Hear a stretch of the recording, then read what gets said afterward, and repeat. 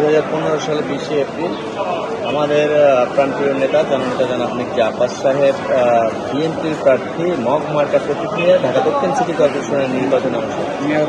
কিন্তু তিনি যে আপনারা জানেন রাজনৈতিক মাফিয়া সরকারের হামলার কারণে তিনি সাময়িক সময়ের জন্য প্রচারণা না আসতে পারায় তার সহধর্মী আফরোজা আব্বাস তিনি নির্বাচনে প্রচারণায় আসেন এবং তার প্রচারণায় যুক্ত হতে তিনবারের প্রধানমন্ত্রী বেগম খালেদা জিয়া নির্বাচনী প্রচারণা পল্টনের দিকে আসতে থাকে।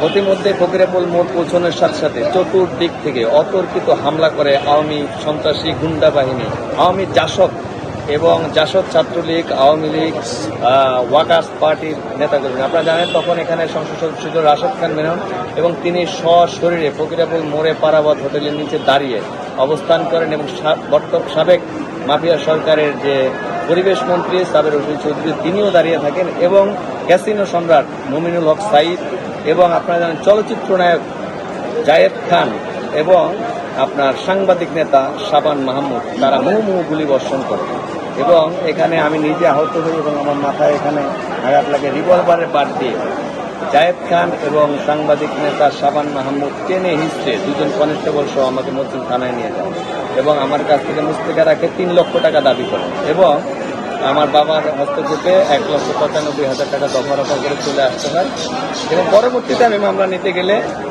জায়েদ খানের বড় ভাই পুলিশের ঊর্ধ্বতন কর্মকর্তা উনি ভয় ভীতি দেখিয়ে আমাকে মামলা করতে দেয়নি। এখন বৈষম্য বিরোধী আন্দোলনের পরে নতুন সরকার ডক্টর মোহাম্মদ ইউনূস সরকারের সময় আমরা কথা বলতে পারছি, আমরা মনে করছি বাক স্বাধীনতা ধীরে ধীরে ফিরে আসছে।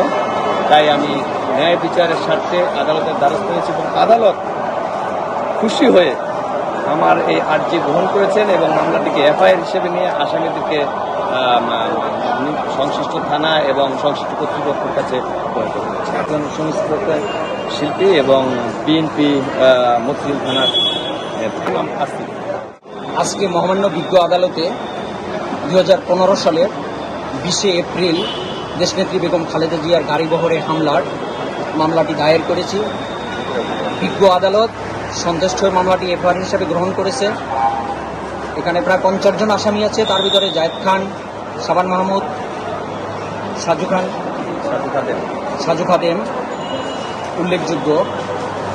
মামলা করা হয়েছে, তারা গাড়িবহরের উপর হামলা করে, অগ্নিসংযোগ করে, তারা ওপেন ফায়ার করে, গোলাগুলি করে, সেখানে অনেক নেতাকর্মী আহত করে, আমার বাদীকেও সে গুরুতর আহত করে। তারপর তাদেরকে বাদী থানায় মামলা করতে গেলে মামলা নেয়নি, অথচ তার উপর নির্যাতন করে তার কাছ থেকে অনেক মূল্যবান জিনিস নিয়ে যায় এবং তার আটকিয়ে প্রায় 1,95,000 টাকাও আদায় করে থানা এবং নেতাকর্মী মিলে সবাই মিলে। তাই আমরা আজকে মামলাটি দায়ের করেছি। মামলাটি এফআইআর হিসেবে গ্রহণ করছে। আশা করি আমরা ন্যায় বিচার পাবো।